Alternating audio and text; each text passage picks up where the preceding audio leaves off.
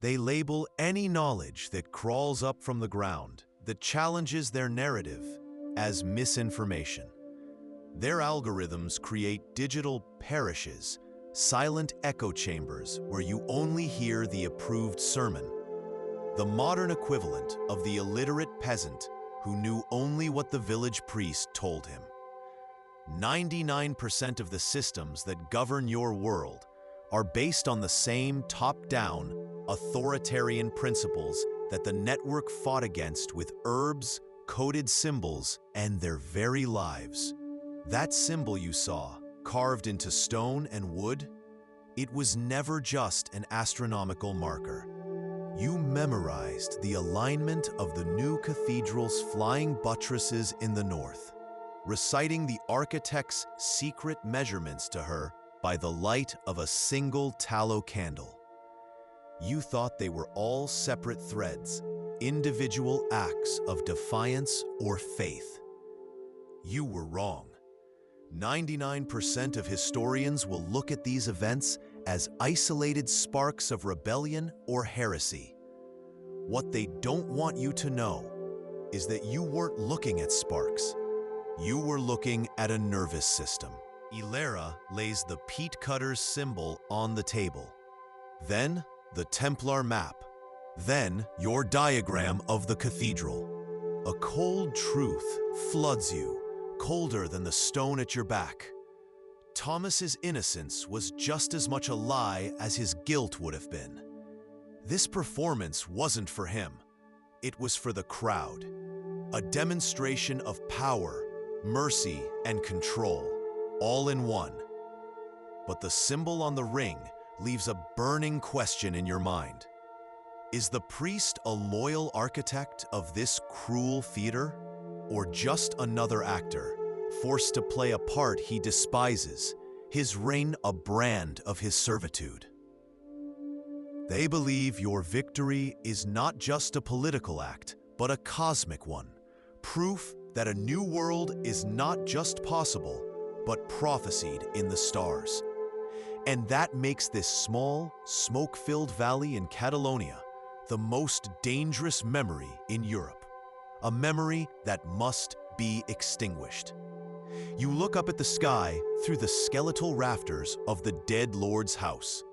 The surviving records of your republic will be hunted down and burned. The folk songs that tell of your triumph will be twisted into cautionary tales of foolish pride. She reaches into the cart and pulls out a small, heavy sack made of rough burlap.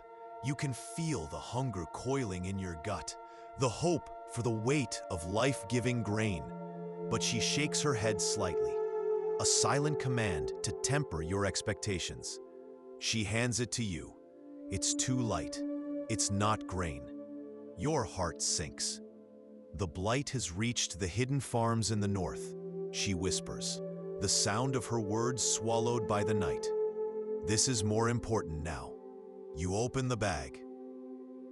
Down here, in this candlelit sanctuary of secrets, they believe in washing their hands. You watch a young monk move from one cot to the next, dipping his hands in a steaming bowl of wine and herbs before tending to the next patient. It's an act so simple, so logical, yet in the 14th century, it is a profound heresy. It suggests that man, not God, controls the spread of sickness. Here, the sick do not just pray, they heal. You see men and women with the telltale buboes, but their skin is not the angry mottled black of death. And you know, with a certainty that chills you far more than the night air, that some secrets are not meant to be kept by those who wish to live. Not because they were right, but because they were more ruthless. You can almost smell the smoke, can't you? The acrid scent of burning books, burning homes, and burning heretics. They didn't just silence the people. They burned the very memory of the idea itself from the pages of history. What they don't want you to know is that this exact same war is being waged right now through the cold blue light of the screen you are watching. The new priesthoods of power, governments, corporations, media, are building a new cathedral, demanding a new monopoly on truth. Her silence is a language you've learned to understand. Her hands, gnarled and mapped with the scars of a long, hard life, move with impossible grace over the massive stone table that dominates the chamber. For years, you have been a runner, a whisper carrier. You brought her the charcoal rubbing of the symbol you found etched behind the hearth of a peat cutter's hut in the fens. You delivered the folded parchment, a copy of a Templar sea chart, acquired at the cost of 2 good men in a dark Marseille alley. It's a manufactured reality presented as objective truth, cementing the idea that these men in robes hold the very keys to heaven and hell. The terror isn't in the cauldron, it's in the cold, calculated deception. The priest holds Thomas's red, trembling hand aloft for all to see. "Innocent," he cries, his voice echoing off the damp stone. The firelight glints off the heavy gold ring on his finger, and for a fleeting second, your breath catches. You see it, a faint, worn-down etching, almost polished away by time, the celestial symbol, the sign of the network. You can hear the ghost of 1,000 defiant shouts echoing off the ruined hall, the final satisfying crack of the Lord's flagpole as it snapped. The leaders who brought you here didn't use a crown or a cross as their symbol. They used the sky. You've seen the emblem painted on hidden banners, a celestial pattern only the initiated can read. They believe a coming astronomical event, one they have tracked for years in secret, will signal the true beginning of an age of equality. An age where the earth belongs to those who work it. "The roads are bad tonight," she says, her voice a low rasp. It's not a question, it's a password. You nod, your own throat too dry to speak. You've been walking for 2 days, fueled by nothing but cold water and a desperate hope that this meeting point was real.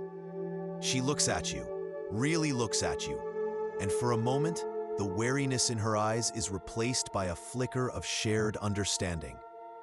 You are both ghosts in this dying world, bound by a secret that could get you burned. He pushes open a heavy oak door, and the scent hits you like a physical blow. It's not just decay, it's frankincense, lavender, and vinegar, a desperate holy war of aromas fighting the sweet stench of infection. This is no crypt, this is a hospital, but it operates on principles that could get every man in this room burned at the stake. The world above believes in prayer, penance, and the letting of blood to balance the humors. They believe the Black Death is God's unanswerable judgment. She rubs it directly into the wound on the man's skull, a secret ingredient she protects more fiercely than her own life. Her eyes find yours across the smoky room. There is no triumph in them, only the cold, hard weight of a shared secret. The man on the table has survived, but in doing so, he has just hammered the final nail into her coffin. And now, you are the only other person who knows about the strange powder, the real magic, the real secret. The central conflict of the Middle Ages was never truly about kings and crowns. It was a war of ideas, fought in the silence between heartbeats. On one side, the chilling authority of the church and the nobility, demanding that truth be a single, heavy stone dropped from on high, never to be questioned. On the other, the quiet hum of the network, the whispers of wise women, the shared knowledge of rogue monks, the secrets passed between masons, who believed truth was like water, discovered from the ground up, shared laterally, and tested by the thirst of experience. The authorities won. The conspiracy wasn't a secret society trying to overthrow a king. The secret was that almost everyone was in on it, and they weren't hiding from the king. They were hiding from the sky. You stand in the heart of the network, a place that doesn't officially exist, carved from the living rock beneath a forgotten monastery. The air is cold enough to make your teeth ache, thick with the smell of ancient dust, beeswax, and something else. The metallic tang of a truth, so heavy it feels like it has a weight, a taste. The old woman, Elara, says nothing. It's a simple trick of physics, one that can shield a hand for the few crucial seconds it takes to snatch a stone. Enough to turn a sham into a sign from heaven. The outcome was decided days ago, in a quiet room between the priest and the local lord. Thomas was deemed more useful alive, a walking testament to the church's mercy. This isn't justice. This is the medieval version of a deepfake, the carefully edited news report designed to manipulate a population. They want you to believe that rebellion is always futile. It's the same tactic they use today when a grassroots movement gains traction or a labor strike actually wins concessions. The media focuses on the temporary disruption, the isolated failures, anything to stop the contagion of hope from spreading. Your victory proves the system isn't ordained by God. It's just a wall, and a wall can be torn down. You run a thumb over a scorched stone, still warm from the fire. They smuggled dried herbs that could break a fever, disguised as animal fodder. They passed information, which lords were weak, which roads were unguarded, using a coded language of knots tied into rope, or the specific arrangement of stones left by a well. This network is the ancestor of every modern mutual aid group, every citizen-led relief effort that springs up when institutions fail. It's the same quiet courage you see today when a flood hits, and neighbors with small boats rescue strangers while the government holds press conferences. It's a story of empowerment they buried for a reason. The official story is that faith was the only shield against the plague. But the dirt and bone uncovered at a Cistercian monastery in Yorkshire tell a truth so dangerous, 99% of historians still refuse to speak its name. You follow the monk, Brother Thomas, away from the soaring chants of the chapel, away from the light. The air grows colder with each step down. It begins to smell of damp stone and something else, a thick, cloying sweetness, like rotting apples. It's the smell of death trying to happen. Before she covers the wound with a clean linen patch soaked in her herbal brew, she reaches for a small, leather pouch tied to her belt, one she keeps hidden in the folds of her dress. Her movements are furtive, her eyes darting towards you in the shadows.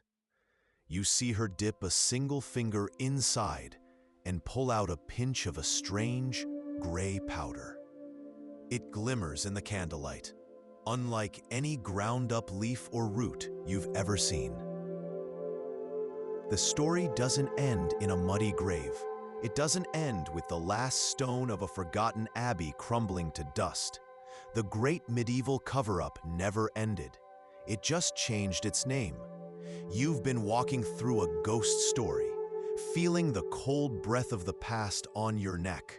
But the most terrifying secret is this: the ghosts are still here. The network of peasants and healers wasn't just a historical footnote. It was a blueprint for human resilience, and its suppression is the single most important lesson they buried. It is the most dangerous substance in the medieval world because it proves that man, not God, holds the key to his own salvation from suffering. He pulls the drawstring tight, and the secret is sealed once more. But you have seen it, and you know that the greatest killer of your age isn't the plague, or the filth, or the endless wars. It's a secret. They whisper thanks to a God who has shown his hand. But you saw the soap. The forbidden truth is that this was a masterclass in psychological warfare. Historians now admit that these trials were almost never about justice. They were about reinforcing the church's power as the sole arbiter of truth. The priest knows a secret, knowledge passed down in whispers from abbot to cleric. Adding a specific lye soap to boiling water creates a temporary, invisible layer of protective vapor around an object plunged into it. 70 years of your grandfathers hiding pitchforks in the hay, of your mothers smuggling messages baked into loaves of bread, of children learning to watch the Lord's men not with fear, but with strategic assessment. They called you serfs, bound to the land like cattle. You called yourselves something else, something they couldn't understand. And now, you are the impossible, a self-governing republic of peasants, carved out of the heart of feudal Europe. This victory is so terrifying to the ruling class, they will one day try to erase it from time itself. 99% of people have never heard of this shadow economy, because its existence is a terrifying truth for those in power.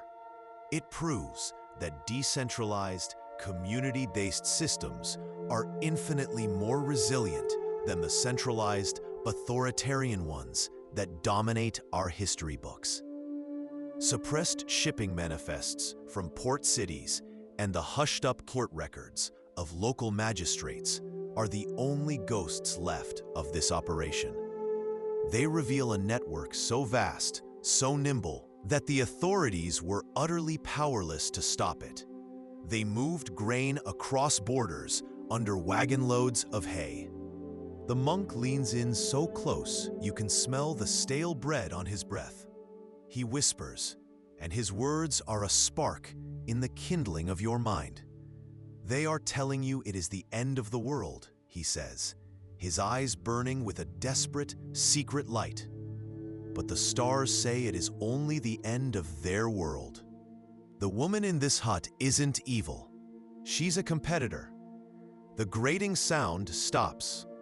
The silence that follows is louder than the noise it replaced. With the delicate touch of a spider spinning its web, she uses a small bronze probe to lift a perfect disc of bone from the man's skull. A collective, silent exhale seems to pass through the room. The man on the table groans, a sound of profound relief, not pain. The pressure is gone. He will live.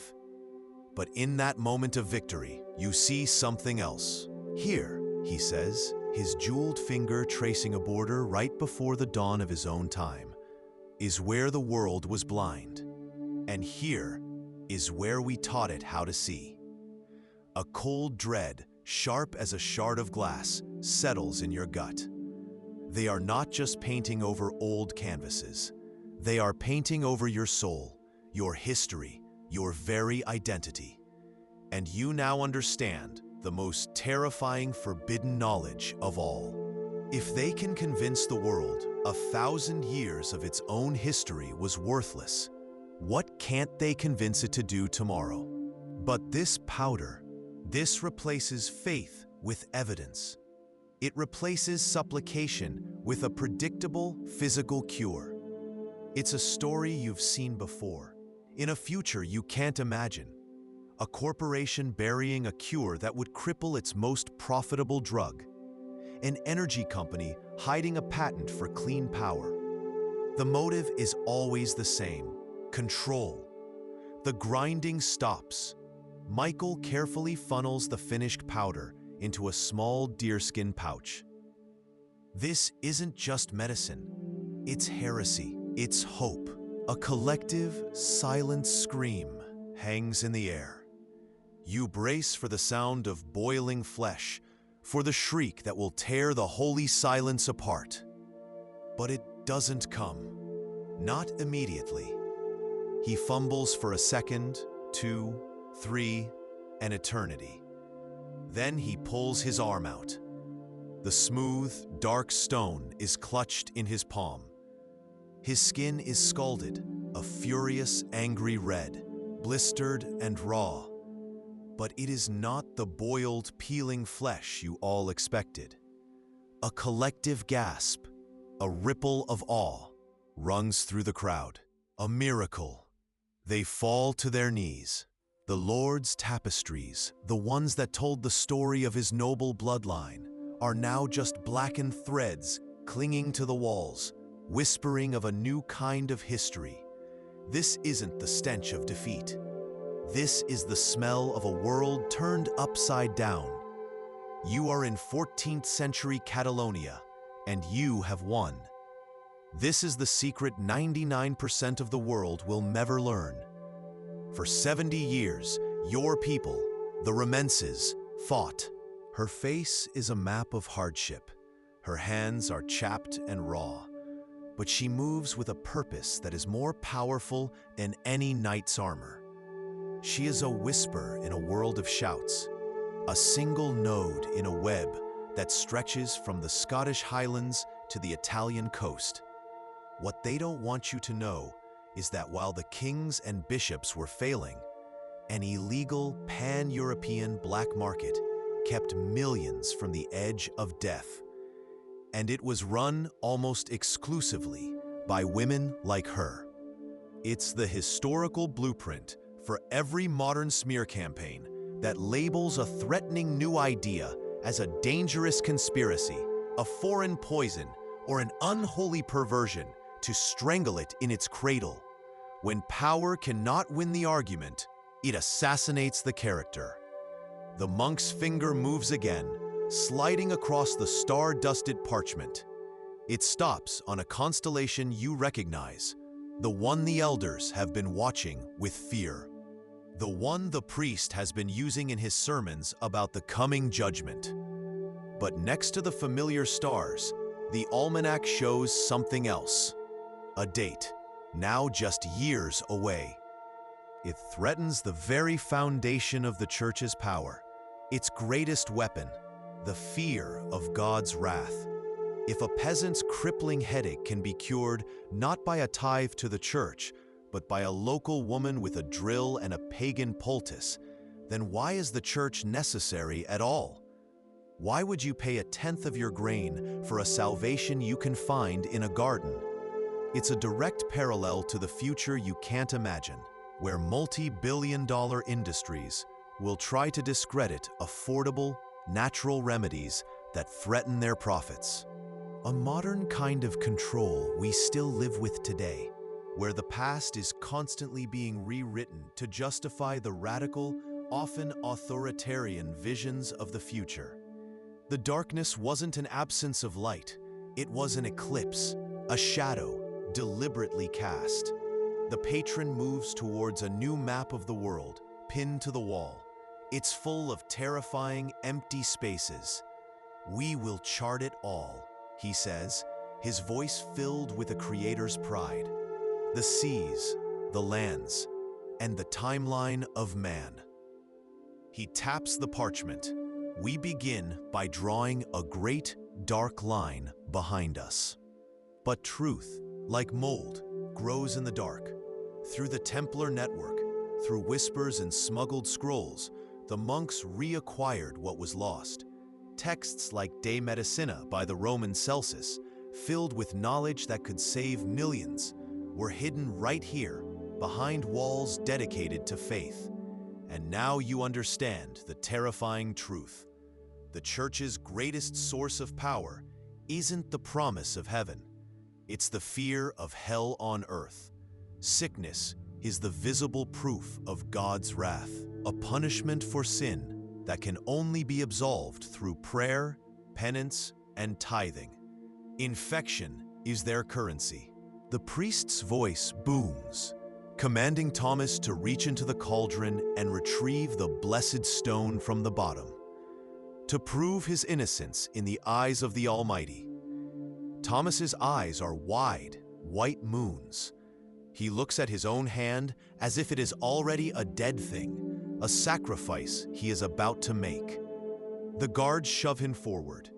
His fingers tremble at the water's surface, dancing in the rising steam.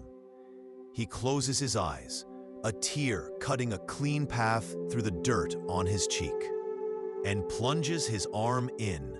The history books tell you every peasant revolt was a bloody, heroic failure.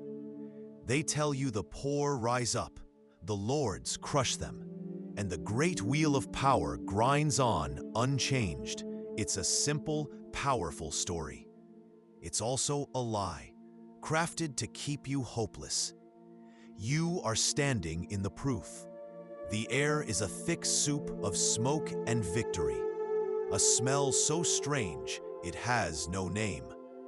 Ash, fine and gray as powdered bone, settles on your shoulders. Before you are the guts of a manor house, its stone ribs clawed open to the sky. The great famine has scraped the world clean. For 2 years, the sky has wept without end, turning fields into lakes of mud and rotting the seed in the ground. The Lord's granary is full, locked behind stone and steel, while his people's bellies are filled only with grass and boiled leather. The church offers prayers, but prayers can't stop a child's stomach from shrinking. The cart stops. The woman who steps down doesn't look like a revolutionary. There is no fire in her eyes, only the deep, weary calm of a river that has seen too many floods. The Cathars were literate in a world of ignorance. They believed a woman could be as holy as a man.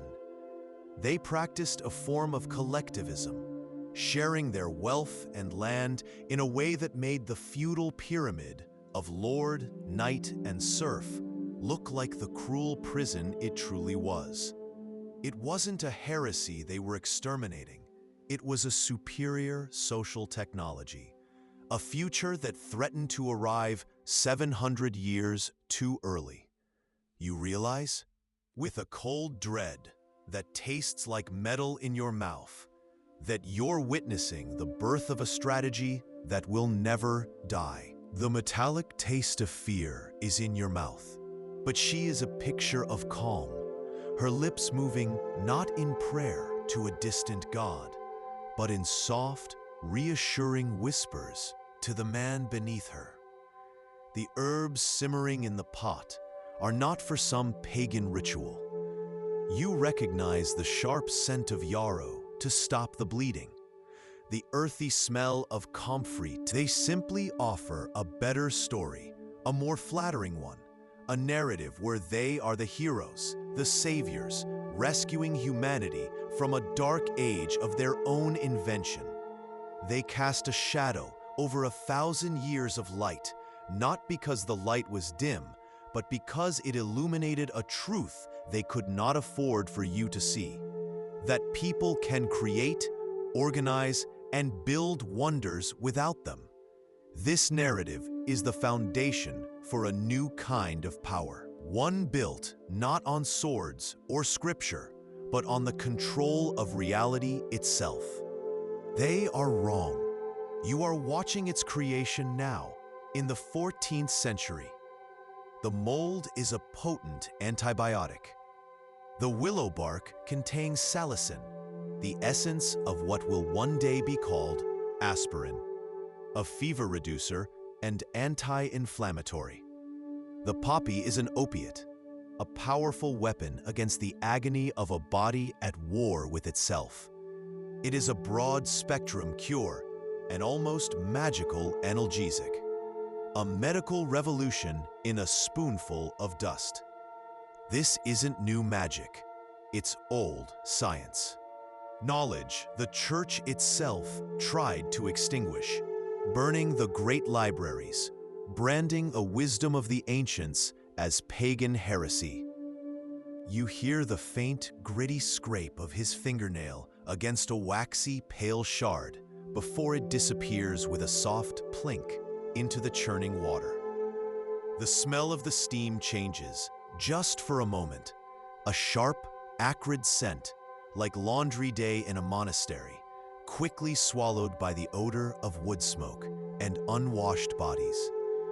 What they don't want you to know, what 99% of the people in this room will live and die without ever learning, is that the miracle has already happened. And it has nothing to do with God. What were the Templars, the peasants, and the secret keepers in the church all tracking? And what in the name of God were they preparing for? History is written by the powerful. But the most successful economic rebellion of the Middle Ages was never written down at all, because the rebels were starving women, and their victory was survival. You are at a crossroads, just past midnight, and the only sound is the frantic drum of your own heart and the squeak of a single cartwheel, a sound like a mouse being slowly crushed. The air is thick with the smell of wet, rotting leaves and the cold promise of another dawn you might not live to see. He looks at you, and in his eyes, you see the terrible weight of a forbidden truth. The church doesn't burn books because they are heretical. They burn them because they are empowering. This is the secret that turns a holy war into a slaughter. 99% of people who hear of the Cathars believe the church's story, that they were devil worshippers, heretics so vile they had to be wiped from the earth in the Albigensian Crusade. But what the official histories will never tell you is that the crusade wasn't about faith. It was about fear. The only cure is prayer, penitence, and if you're wealthy, a physician who will bleed you until you're as pale as the bone dust now settling on the table. But what the church buried, what they burned women like this for, was a truth they couldn't control. Surgery and herbalism worked. Archaeologists centuries from now will find the proof. Skulls with perfectly round holes that have healed over. Evidence of a procedure that had a startlingly high success rate. This woman is not casting a spell. She is performing a trepanation, relieving the deadly pressure inside this man's skull. They have to convince you that progress only flows downward from a purse full of gold or a king's decree, so you never look for it within yourself or your community. The sound of a brush being cleaned in a jar of turpentine fills the room, a rhythmic, scraping swish. It's the sound of a slate being wiped clean, the sound of erasure. This is how they do it. They don't burn all the books at once.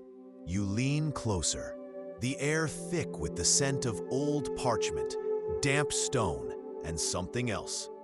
A strange, earthy tang of decay and bitter herbs. His hands, usually folded in prayer, are now the instruments of a forbidden science. He picks up the pestle. The grinding begins. It is the only sound in the vaulted room. A rhythmic, gritty whisper of stone against stone. A sound that has been buried for 1,000 years. This is the secret of the angel's powder. 99% of the world will believe a man named Fleming discovered penicillin in 1928. They say he stole a goat from the Lord's nephew.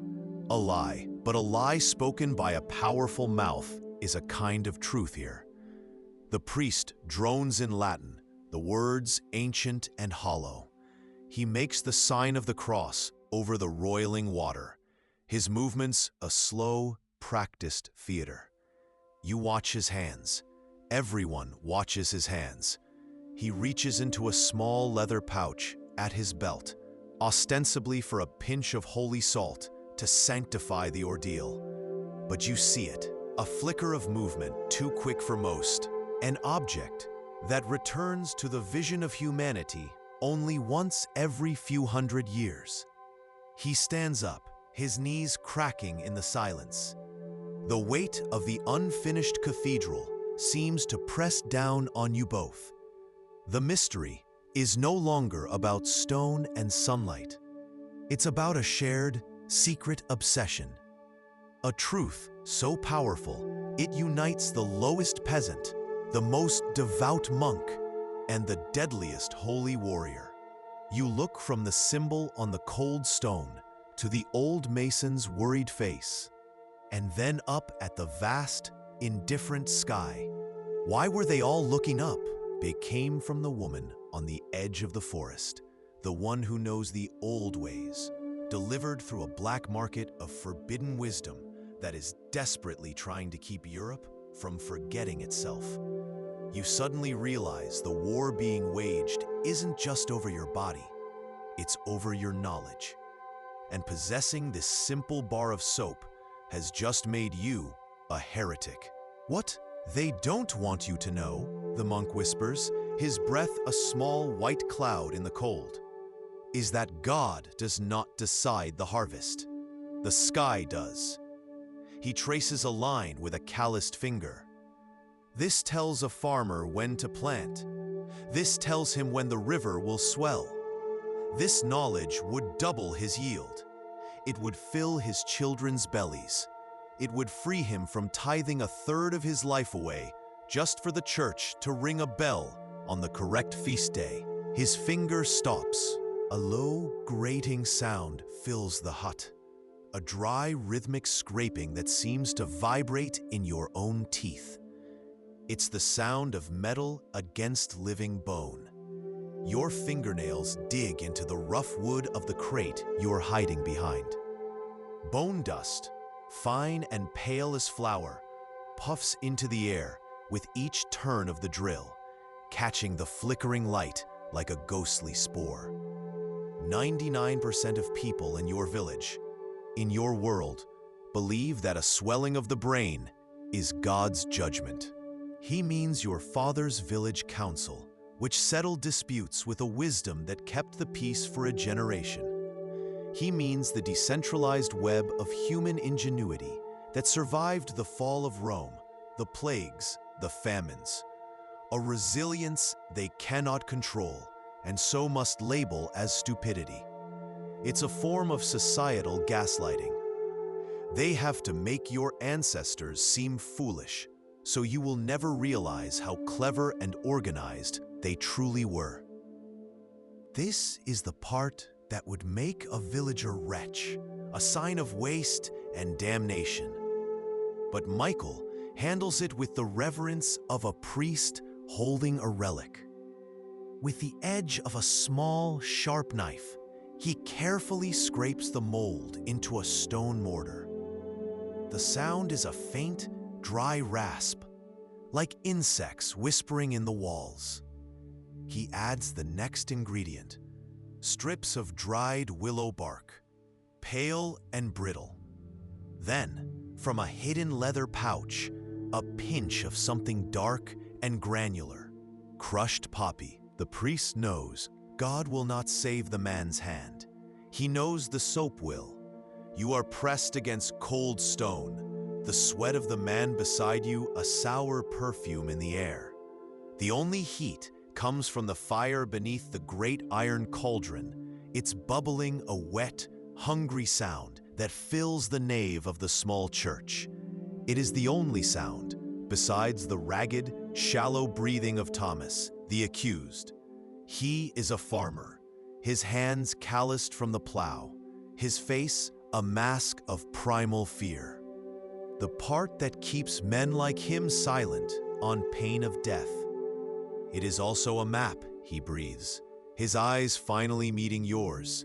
Dark pools of forbidden knowledge. Not a map of the earth, a map of the heavens. The symbol, he tells you, tracks something else. Not the sun, not the moon, not the familiar planets. It tracks a celestial body on a long, slow, elliptical orbit. a ghost in the sky that official church astronomers, the ones who write the books and advise the Pope, claim does not exist. They do it today with what you eat, what you watch, what you desire. The goal isn't to save your soul. It's to break the communal bonds forged in places like this, to isolate you, to make you easier to rule.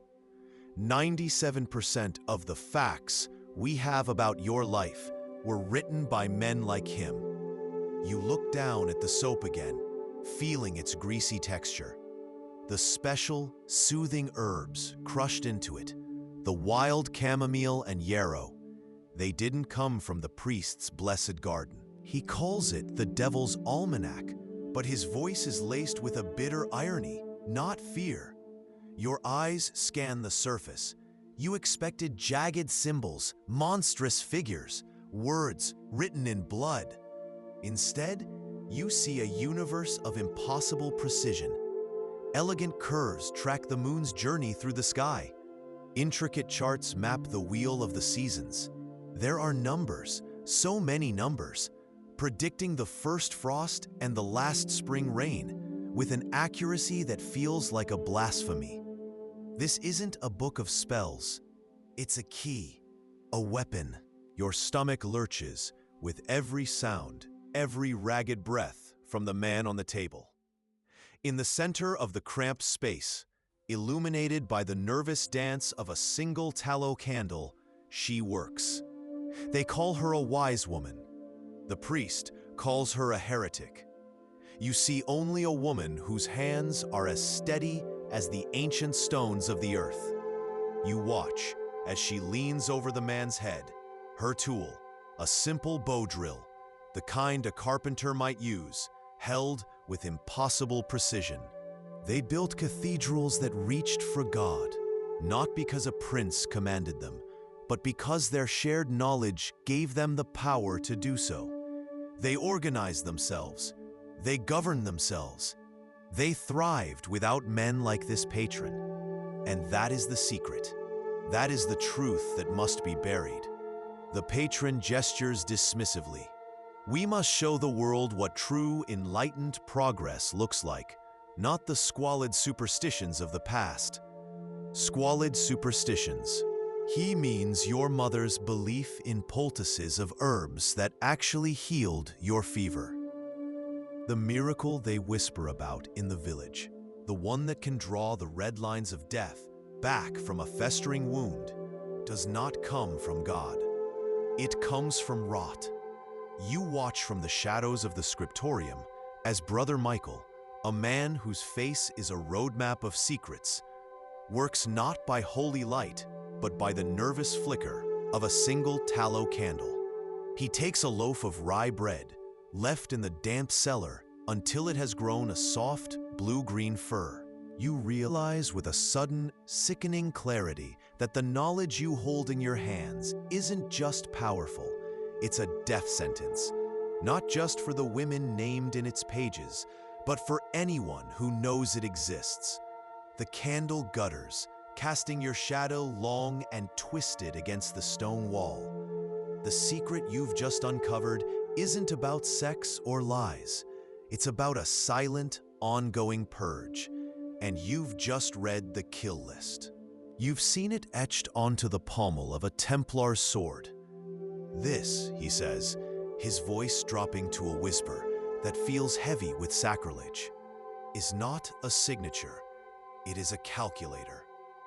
He scrapes his fingernail against the incised lines, the sound a dry, rasping whisper against the stone, an ASMR trigger across 8 centuries. He explains how the angles and intersections track the movement of the moon, predict eclipses, and map the turning of the stars. It's a piece of a much larger machine. But then he reveals the final, terrifying secret. But a shadow hangs over this place. You remember the priest's sermon last Sunday, his voice a lash, condemning these baths as pits of Roman sin, gateways to lust and pagan decadence. He wants you to believe that filth is holy, that suffering is piety. What he doesn't say is that by making cleanliness a sin, he gains power over your mind. It's a classic tactic of control, one that echoes through the centuries into the modern world. Take a natural, healthy human activity and brand it with shame. Create a moral panic. The monk's hands tremble, but not from the cellar's chill. You feel the damp stone press against your back, a cold reminder of the world you've left behind. Up there in the torch-lit night. Down here, the air is thick with the ghosts of fermented grapes and the dry, sweet scent of aging parchment. A single candle flame gutters, drinking the darkness, and your shadow writhes on the wall like a trapped soul. He unrolls the scroll across a wine barrel. And the rasp of the parchment is the only sin in the silence. They didn't burn her because she was a witch. They burned her because her medicine worked better than their prayers. And that was a secret the church was willing to kill for. The air in the hut is too thick to breathe. It's a choking cocktail of wood smoke, sweat, and something sharp and green, the scent of herbs boiling in a black pot over the fire. You press yourself into the corner, trying to become one with the shadows, the damp wattle and daub wall cold against your back. You remember your grandfather. His hands were maps of hard work, his knuckles swollen like old tree roots. He was a stonemason. He called himself a master of the free arts of geometry and proportion. He couldn't write his name, but he could read a block of marble like a priest reads scripture. He and his guild, a network of whispers and secret handshakes that stretched from Canterbury to Rome, shared knowledge that wasn't written in any book the patron owned. The night rolls it up, the dry parchment crackling in protest. His eyes lock onto yours, and the question hangs in the cold air between you, more terrifying than any accusation of heresy. Who do you tell?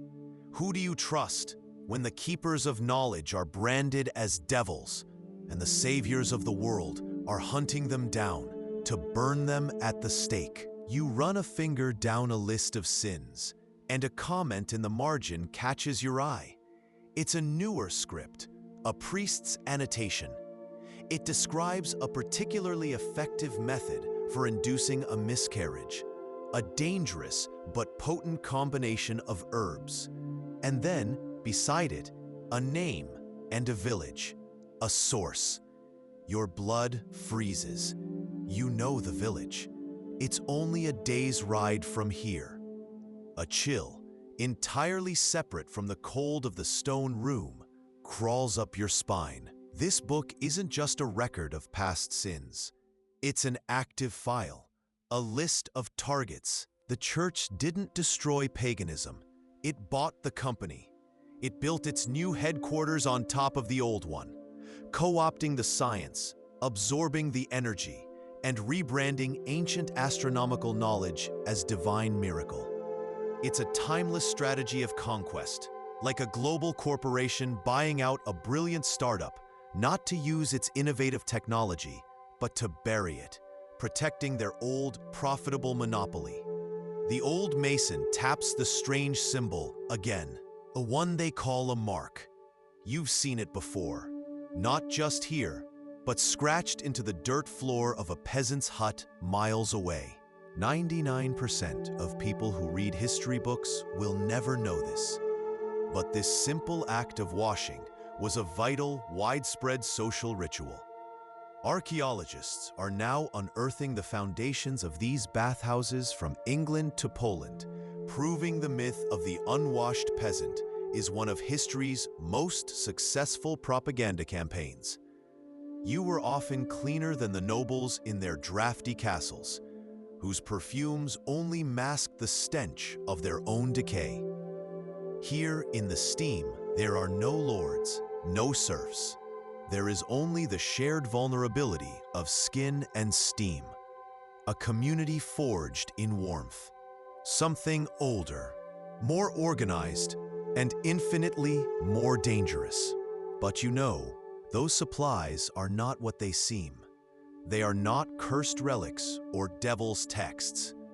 They are something far more dangerous to the men in power. So the question that chills you more than the damp morning air is this: what were they really after? You keep your head down, grinding lapis lazuli into a pigment so vibrant it hurts the eyes. But you listen. You always listen. Gothic night. Ignorance. He says the words as if they are fact. As if the men who built the Duomo, that universe of stone and glass hanging in the sky just beyond this window, were fools playing with mud. 99% of people, you realize, will eventually believe him. They will forget. It is the purpose of wealth like his to make people forget. He is not just commissioning a painting. He is commissioning a new history. He points a gloved finger at the markings, his voice a low whisper that barely disturbs the dust motes dancing in the lamplight. This is not a map of our preceptories, he says. It is a map of our knowledge. Each symbol marks a hidden cache, a library, a workshop, a scholar. You realize what you're looking at. It's not just a map. It's a blueprint of their entire network, the secret internet of the 13th century. It's the single most valuable and dangerous document in Christendom. And now you know it exists. Then, in the sacred quiet of their libraries, they meticulously copy that exact same knowledge into their private manuals. They demonize the healers in the village square while stealing their remedies in the scriptorium. It's a war on two fronts. Annihilate the keepers of the old wisdom while seizing their arsenal for the church's exclusive use.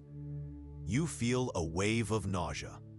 The woman who taught you to read the seasons and the stars. The one they called a heretic and burned last autumn. Her knowledge didn't die with her. It was harvested. What they don't want you to know is that this is the ultimate cover-up. New archaeoacoustic analysis, a science from a future you cannot fathom, has proven that nearly every major cathedral in Europe was built on a pre-existing megalithic site, a pagan power spot. These places weren't chosen for a saint's vision or a holy miracle. They were chosen because the earth itself hums here. You can almost feel it now, a low thrum that vibrates up through the soles of your feet, a resonant frequency in the very rock that the ancients understood and harnessed. This is the place they don't want you to know existed. You can hear the soft percussive hiss of water being ladled onto hot rocks, a sound that promises a brief escape from the world. You find a space on the damp wooden bench, the laughter of your neighbors echoing around the chamber, like a prayer the church would never sanction. In your hand, you hold a rough, dark bar. It's black soap, a block of rendered animal fat, and lye from the hearth's ash, a secret passed down from your grandmother. You pull it out, your hands trembling as you unwrap the package. But it isn't food. It's heavier, denser. The oral skin falls away and you are holding a book. A book bound in dark leather, its pages filled not with the words of God or the king, but with more of those strange symbols, the secret language of the trees, painstakingly inked onto priceless parchment. And you realize, with a terror that is colder and sharper than the fear of any hangman's noose, that this was never just about poaching. This is about something else entirely. It's the same principle of steganography, hiding a message within a message, that modern activists use online. embedding calls to action within seemingly innocent images. It's a timeless strategy for the oppressed. The church and the lords enforced illiteracy to create an information monopoly, to make their word God's word. But the people, your people, created a new language using the world around them. The 3 knots aren't just a warning, they're a precise piece of intelligence. A raid is coming. The Reeves men will arrive before matins to seize what they call unholy supplies. Your own shadow is long and thin on the cold stone floor. Outside, the future is being built in marble and commerce, but in here, the past is being methodically erased. Your master is talking to a patron, a man whose fingers, dripping with silver rings, have never known a callus. He smells of Florentine leather and quiet, unshakable power. A rebirth, the patron says, his voice smooth as polished stone. A renaissance. We are finally stepping out of the long Gothic night. Out of 1,000 years of ignorance, it was the largest, most successful state-sponsored disinformation campaign of the Middle Ages.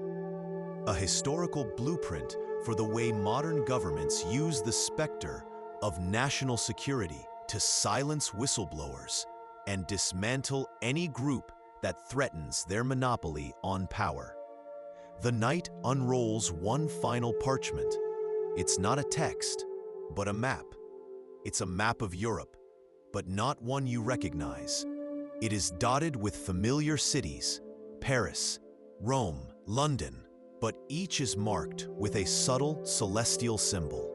A crescent moon here, a 5-pointed star there. It's a code.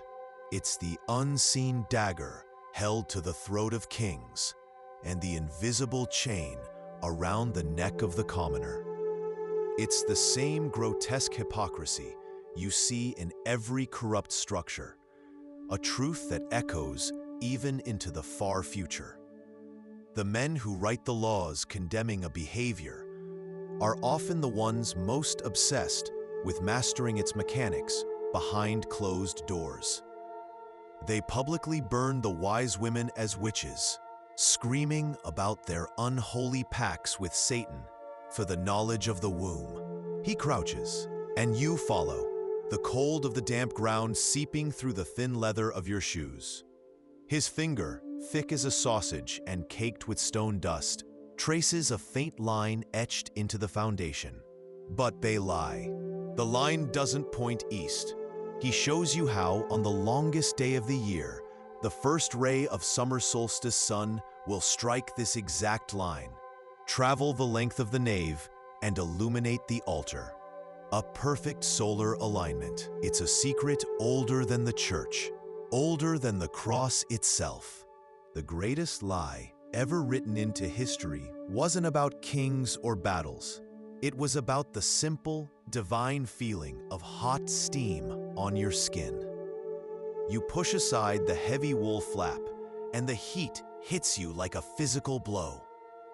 The air is thick, tasting of wood smoke and wet stone, and the clean, sharp scent of herbs. Through the swirling vapor, you see bodies: the blacksmith, the weaver's daughter, the old man who minds the village goats, their faces slack with relief, their shoulders losing the hard knot of a week's labor. This is the village bathhouse. An arrow is carved just below it, pointing down at the oak's gnarled roots. You drop to your knees, ignoring the damp chill seeping into your trousers. Your fingers, calloused and dirty, scrape against the rough bark and dig into the cold, soft earth. You find the loose stone, just as the symbol promised. You pull it away, your heart pounding with the promise of food, a salted ham, a wheel of stolen cheese, a treasure in this hungry world. Your hand closes around a heavy, rectangular object wrapped in oilskin. Her fingernails scraping against the rough stone of her cell were the last sounds she ever made. This network, this silent web of whispers, is the medieval equivalent of the dark web. It is a peer-to-peer system operating in plain sight, utterly invisible to the authorities who believe they control every word you speak. A chipped bucket left by the well's edge means danger. A sprig of yarrow tucked into the stonework signals a safe house for a family fleeing the Lord's new tax, or a heretic carrying a forbidden book. The greatest lie ever told wasn't whispered in a confessional or screamed from a battlefield. It was painted, printed, and paid for in gold. It was a marketing campaign for an entire 1,000 years of darkness that never truly happened. You are in Florence. The year is 1485. The air in the master's workshop smells of linseed oil, wet plaster, and something new. Something sharp and metallic. Money. So much money. Light, the pure golden light of Tuscany, pours through the high-arched window, illuminating motes of dust that dance like tiny spirits. A bankrupt French king, Philip IV, saw an organization richer and more influential than his own kingdom. A threatened pope, Clement V, saw an independent, highly educated power that answered to no one. They didn't fear the Templars' souls, they feared their minds, and they coveted their bank. 99% of the confessions wrung from these men were obtained under the most horrific torture imaginable. A cold dread, sharp and metallic like the taste of blood, floods your mouth. This is about intelligence gathering. Every secret whispered through the confessional screen is a thread, and the church is weaving those threads into a tapestry of absolute power. They know which lord's wife is desperate to avoid another child.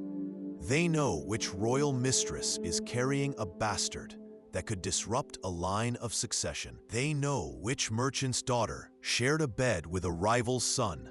This knowledge isn't for absolution, it's for leverage. An old man stands beside you, his face a roadmap of wrinkles, his hands as hard and calloused as the stone he shapes. He is a master mason, a keeper of knowledge, passed down not in books, but in whispers from father to son. He gestures with a chin toward the cornerstone, a colossal block of granite, half buried in the earth, the anchor of this entire prayer made solid. They say we align our work to Jerusalem, he murmurs, his voice a low rumble, a compass point for the soul. He closes the book, the heavy thud of leather on wood echoing like a cell door slamming shut. This knowledge must be preserved at all costs. Now that you have seen this, you are part of that cost. You are part of the secret. The light grows thin, filtered through a thick canopy of leaves. You move toward the ancient oak, the one the old woman spoke of, the one that was here before the church, before the Lord's father's father. Your breath catches. Carved into its impossibly thick trunk, unmistakable in the gloom, is the symbol. The same one you saw scratched into the foundation stone of the new chapel, a secret mark you thought only you had noticed. A serpent, coiled and biting its own tail. Here, it's not a secret whisper on stone, but a bold declaration on wood. 3 knots, tied close together, tight and deliberate. It's a message that makes the metallic taste of fear bloom on your tongue. This is the language of the rope, a simple but effective code that 99% of historians still dismiss as folklore. But you know the truth. You know about the recently deciphered notary records from a French village, sealed for centuries, that detail the execution of a woman named Isabeau. They didn't burn her for witchcraft, but for conveying messages through well tending. She wasn't a witch, she was a cryptographer, a vital link in the chain. They think our secrets are about God, she says, her gaze turning back to the map. They are, but not their God. Her finger taps the date of the comet's calculated return. It's not some distant, abstract future. It is a date you will live to see. A cold dread, far colder than the stone room, floods your body. The preparations are not for your grandchildren. They are for you, but it was all a projection, a smear campaign designed to hide a simple, brutal truth. Recent analysis of their financial records they thought were destroyed, shows massive, unexplained payments to men listed only as translators and scholars in cities from Toledo to Constantinople. This was the conspiracy, not devil worship, but a vast, secret project to fund the preservation and translation of all human knowledge. They were building an invisible library, a network of minds that stretched across the known world. Their downfall wasn't an act of faith. It was a corporate takeover. You see the names of herbs your own grandmother taught you to use for moonblood pains, now listed as instruments of damnation. Pennyroyal, Queen Anne's lace, Silphium, the fabled plant from the East, described with a botanist's detail. There are instructions, recipes for bitter teas and herbal poultices, alongside a terrifyingly specific list of questions a priest must ask in the darkness of the confessional. Did you spill your seed upon the earth? Did you drink a potion to remain barren? Did you receive the embrace but refuse the fruit? This isn't about saving souls. Above you, Gothic arches claw at a gray sky, open to the wind and rain. The air is thick with the scent of damp earth, raw stone, and the sharp bite of lime mortar. The only sounds are the rhythmic chink, chink, chink of a distant chisel and the low moan of the wind whistling through the empty stone windows. You are not supposed to be here. This is the heart of the construction, a place of secrets, mud, and holy geometry. They connect us to the folk healers in the woods, the women they call witches, and to the scattered remnants of a brotherhood the church tried to erase. He looks up, and the flickering candlelight carves deep shadows into his face. He is no longer just a monk. He is a guardian of a secret history. The Knights Templar knew. They brought this knowledge back from the East. That is why they were destroyed. Not for heresy, but for holding a truth that would have set the minds of men free. The power structure, the Lord, the priest, the king, they control the written word, the pulpit, the public square. They define what is true, so the people, the ones with dirt under their fingernails and hunger in their bellies, create their own truth in the margins. It's no different from the way hidden communities, 1,000 years from now, will use shifting slang and coded images to speak freely online, their messages slipping through the nets of automated sensors. When the official language becomes a prison, you invent a new one to taste freedom. Deeper now, the village well was never just for water.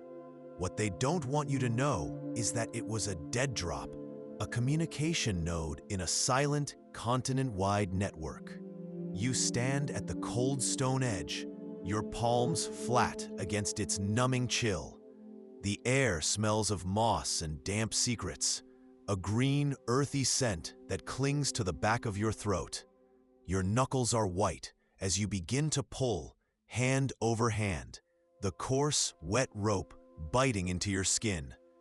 And then you feel it. The rope feels different today. Wrong. They calculated its return. They calculated its effects. The atmospheric fire, the shaking of the earth, the darkening of the sun, the collapse. Every secret you ever carried was part of the plan. A plan not to seize power, but to ensure that something of humanity survived its loss. The web of knowledge wasn't for overthrowing the church, it was to preserve civilization when the cathedrals fell. Ilara finally looks at you, her eyes holding the weight of all the generations who kept this vigil. Her voice is a dry whisper, like leaves skittering across stone. Here in your hands are scrolls detailing Euclidean geometry, treatises on engineering that could build cathedrals to the sky, and complex star charts that whisper the universe is not what the Pope claims it is. One slim volume, its pages brittle as autumn leaves, details the formula for what the Arabs called angel's powder, a substance that can move mountains. Gunpowder, a secret that would shatter the very nature of warfare, and with it, the power of kings. The knight's expression is grim. He knows the stories you've heard, the slander, Baphomet, kissing the devil. They believe the knowledge of how to prevent a pregnancy or end one is the devil's work, whispered by crones in dark woods, a wisdom lost to all good Christian folk. They are wrong. It isn't lost. It was stolen, and it's all right here. Your eyes scanned the methodical, chillingly precise script. De his qui semine fornicationis utuntur, on those who make use of the seed of fornication. It's a clinical catalog of sin, but more than that, it's a manual of control. They told you it was a mason's mark, a simple signature in stone. 99% of people who walk through the great cathedrals of Europe still believe that lie. They see the strange geometric symbol carved into the base of a pillar and think of it as a craftsman's proud, humble signature. But it isn't a signature. It's a key. And the lock it opens has been sealed for centuries. You are standing in the skeletal ribcage of a cathedral not yet born. The year of our Lord, 1287. This knowledge was deemed heretical, he says, his voice dropping, because it replaces divine intervention with human ingenuity. It suggests the key to heaven is not only in the next life, but in preserving this one. He turns a page, and you see a symbol drawn in the margin, a familiar two-triangle seal. His finger touches it gently. The powder is a gift, he murmurs, from a society that believes God left us a library, not just a prayer book. For you, it means coordinating a hunt with 3 other families, a silent conspiracy to bring precious meat to a village slowly being bled dry by tides. This network is what keeps the hollow look of starvation from your children's eyes. You hear it before you feel it. The wet, tearing sound of your sleeve catching on a thorned vine. A noise that sounds as loud as a scream in the suffocating silence. You freeze, listening to the woods listen back. This is a rebellion fought with knives and knowledge. Drop a comment with the medieval fact that surprised you most, or what role you think you'd play if you were born in the year 1287. Let's begin and live the life they never got to finish. But be warned, some truths about the past are harder to forget than others. This shatters the deepest assumption about your world, that you are all scrabbling in the dark. This was a collaborative scientific project of breathtaking scale, operating in silence for centuries. It's a feeling we barely know today, the slow, anonymous work of generations, building something not for themselves, but for a future they would never see. They were tracking something. Ilara's finger, trembling slightly, traces a faint, arcing line across the celestial map, a path that intersects with your world.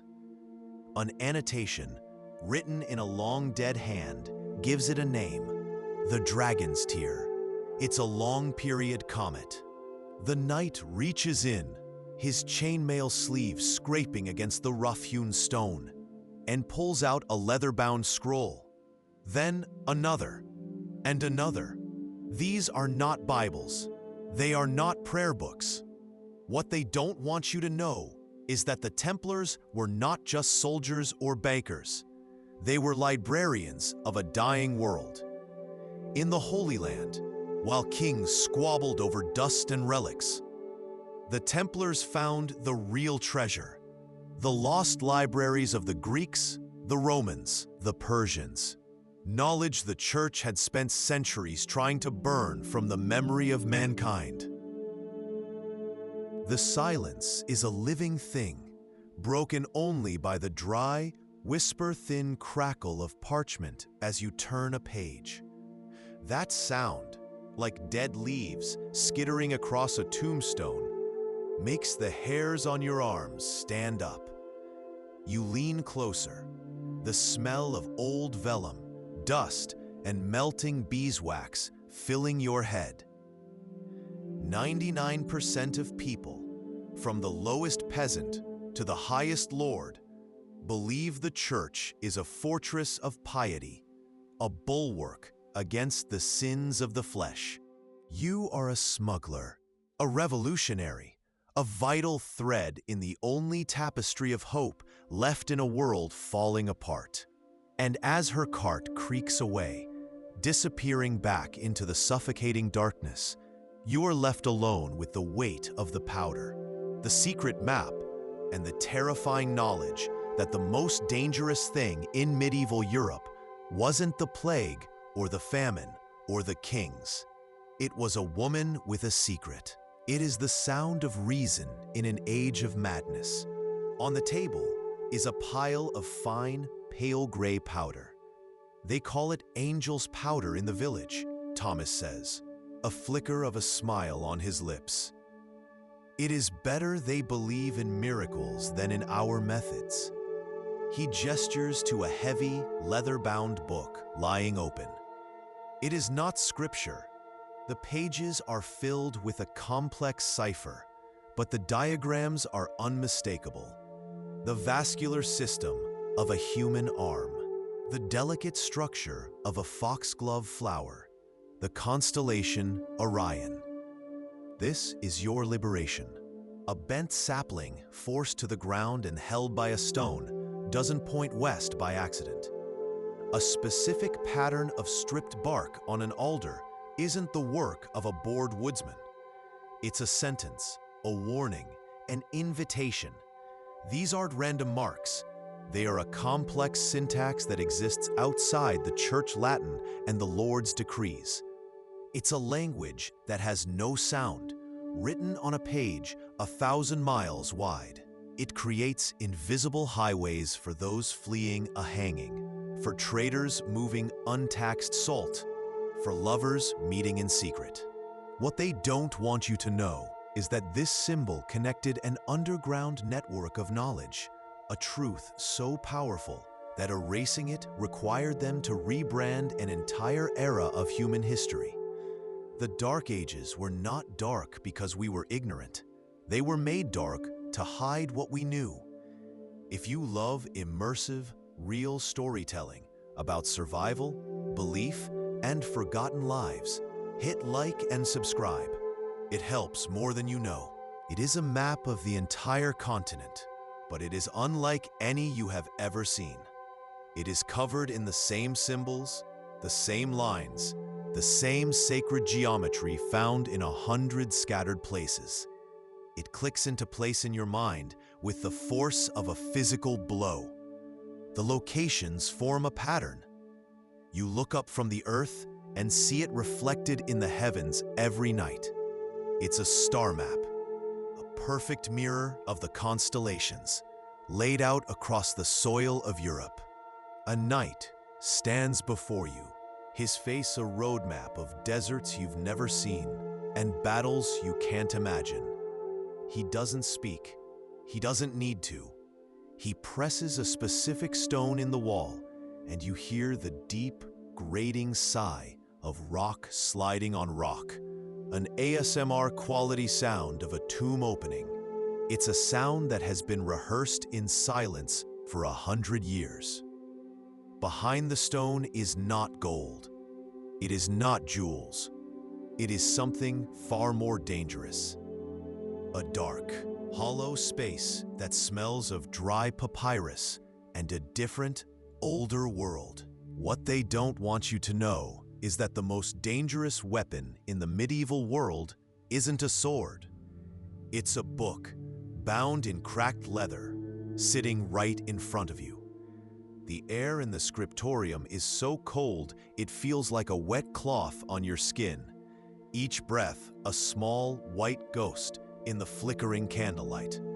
Your fingers, numb and stained with ink, tremble as you trace the Latin script. This isn't a Bible, it's a penitential, a confessor's secret field guide to the human soul, and you were never meant to see it. The sigil of your conspiracy. The midwife in Oakhaven, the woman says, her voice flat, devoid of emotion. Her daughter is about to give birth. The Lord's men are watching the main roads. They're searching for food, but they will take this too. They would rather see it thrown in a fire than save a common life. She looks at you, her gaze unwavering. The fate of a stranger, a mother and her unborn child, is now in your hands. You are no longer just a starving peasant. It's the same institutional reflex you see today, when a corporation with a profitable, long-held theory buries data that suggests a simpler, cheaper cure exists. Some truths are too costly to be allowed to live. He leads you to a small, curtained-off alcove. The air here is thick with the dust of crushed herbs. You hear it before you see it, an ASMR quality whisper of sound that seems to echo from a forgotten age, the soft, rhythmic, gritty scrape of a stone pestle grinding in a stone mortar. Scrape, swirl, an hour ago, no more. A breath you didn't know you were holding escapes your lungs in a white plume. The Lord's men pass this way. They are ahead of you, not behind. You are safe, for now. 99% of people believe you were trapped here, a prisoner of the fields you worked from sunup to sundown, born in mud and destined to die in it. They're wrong. What the official histories will never record is this silent conversation happening all around you. Modern anthropologists call them arborglyphs, a sterile name for a living, breathing language of survival. It's a hard, flat edge. You scrape away the dirt and straw with your fingernails, the grit lodging underneath them. There, etched into the foundation stone of your own home, is a symbol. It's a complex geometric pattern, a web of lines and circles that makes no sense here, in this hovel. And yet, a tremor of forbidden recognition runs through you. It's the same symbol you once saw a traveling mason hide in his satchel. The same one, rumored to be carved into the hidden ledgers of monks and the highest vaults of the King's Cathedral. The screen you are watching is the new stained glass window. Look closer at the light shining through. Whose story is it telling? They were coordinates, instructions, pieces of a puzzle so vast you never even conceived of the whole. This is the moment your world breaks in two. The world you thought you knew, one of petty lords, dogmatic priests, and the endless struggle for bread, and the one that has been hiding in plain sight. This network of heretical knowledge, of forbidden medicine, of resilient peasant communes, it wasn't a rebellion against the feudal order. It was a lifeboat. Ilara unrolls one final vast sheet of vellum, covering all the smaller pieces. The charge was heresy, but the real crime was what they read. The official story is a grotesque lie, a whisper campaign of devil worship and forbidden rituals. But 99% of people still don't know the truth behind the Templars' downfall. You are standing in the heart of their London preceptory, and the cold is a physical presence. It's not just the chill of the stone, it's the cold of secrets, the absolute zero of a truth held for too long. The air is so still, you can hear the oil in the lamp sizzle. What they don't see, what no one can see yet, is the shadow gathering on the horizon. An alliance of kings and bishops who fear your success more than any foreign army. They are coming not just to defeat you, but to make sure no one ever knows you existed at all. But it saves lives when God seems to have looked away. She pulls out a small, worn piece of slate. With a nub of chalk, she marks a route, her hand steady and sure. The dry, whispery rasp of the chalk against the slate is the only sound in the universe. She makes a final mark at your destination, a small, isolated village 3 days west. It's the symbol you've seen before, the one scratched into the bark of trees near a safe path, the one woven into the pattern of a blanket left on a hedge. They did not see a demon in every sickness. They saw a puzzle, a pattern. This is the truth that shatters everything you thought you knew about this age of faith. A sect within the church itself was practicing empirical medicine, hiding their discoveries behind a facade of piety. The archaeological evidence is undeniable, a 70% lower mortality rate than every village for 100 miles. A statistic that spits in the face of God's supposed wrath. The air is cold and bites at the exposed skin on your neck, thick with the smell of damp earth and decaying leaves, the smell of secrets. You are a poacher, a thief of the Lord's deer, and by law, your life is already forfeit. But you are not lost, you are reading. You duck under a low-hanging branch, your eyes scanning, not for tracks, but for the script.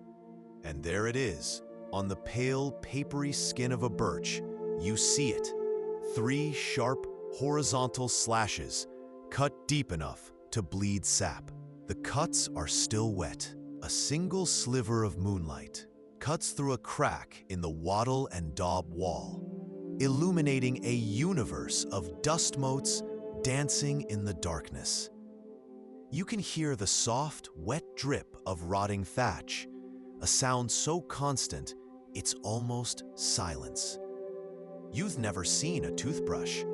You believe demons live in the morning fog. Your village blames goats for the last plague that took your neighbor's youngest son. Welcome to the Middle Ages. But something is different tonight. As you shift your weight, your heel presses against something that isn't supposed to be there. Not a rock, not loose soil. It was a declaration of independence for the human mind. The story of the Dark Ages is a warning, a whisper from 1,000 forgotten graves. It tells us that the most dangerous thing to any powerful institution is a population that thinks for itself, shares knowledge freely, and organizes from the bottom up. They buried that truth once in the cold, wet earth of Europe. They are trying to bury it again right now in the digital soil of your interconnected world. They lied about the past to control the present. One by one, the breadcrumbs of your life's secret work are laid bare. Her fingers, dry and papery, slide each piece into position. The scrape of parchment against the rough-hewn stone is the only sound, a dry, secret sound that makes the hairs on your arms stand up. There is no click, no grand mechanism, just a slow, deliberate assembly of the impossible. The symbol from the hut marks a river delta on the Templar map. The cathedral's alignment points directly from that delta to a specific mountain peak on the same chart. They were never separate. And if this man was chosen to be saved, what terrible purpose does his survival now serve for them? An entire generation of Frito will be scrubbed from the ledgers of history, reduced to a footnote about a failed uprising. They will create a myth of futility so complete that centuries later, people will accept it as fact. But you are here now. You are breathing the air of the world they will try to bury. The leaders of your new republic are meeting in a nearby village, charting the course for your future, their eyes fixed on the heavens. Inside is not the gold of wheat, but a fine, pale powder that seems to catch the faint starlight. It smells faintly of lavender and something earthy, something ancient. The angel's powder from the monastery, she says. You know what it is. A forbidden medicine brewed by the nuns from ergot fungus, a secret passed down from pagan healers. A single pinch in water can stop a woman from bleeding to death in childbirth, or ease the final, agonizing hours of the starving. The church has declared it witchcraft. Owning it is a death sentence. The swellings are lanced, cleaned, and wrapped in linen bandages soaked in a strange-smelling poultice. Their eyes, though weary, are clear. They are alive, and that is the monastery's most dangerous secret. The bishop preaches that suffering purifies the soul, Thomas whispers, his voice a low rumble that is part of the stone itself. A convenient theology for those who hold power over the suffering. He looks at the patients, his gaze a mixture of a physician's acuity and a father's love. But we have read the old texts, the Roman, the Greek, the Arab. They taught you the forest was a place of wolves and demons. What they don't want you to know is that the real monsters wore the Lord's colors, and the trees themselves spoke a language of rebellion. You move now, a ghost between the oaks, the metallic taste of fear a constant coating on your tongue. Every snapped twig underfoot sounds like a betrayal. Your heart hammers against your ribs, a frantic drum in the cathedral of the woods. 99% of people believe medieval peasants were ignorant, living short, brutal lives in mud. That's the first lie they told you, a carefully crafted story to hide the secret buried beneath your own floor. You wake up cold, not just the kind of cold that makes you pull a blanket tighter, but a deep, damp cold that lives in your bones.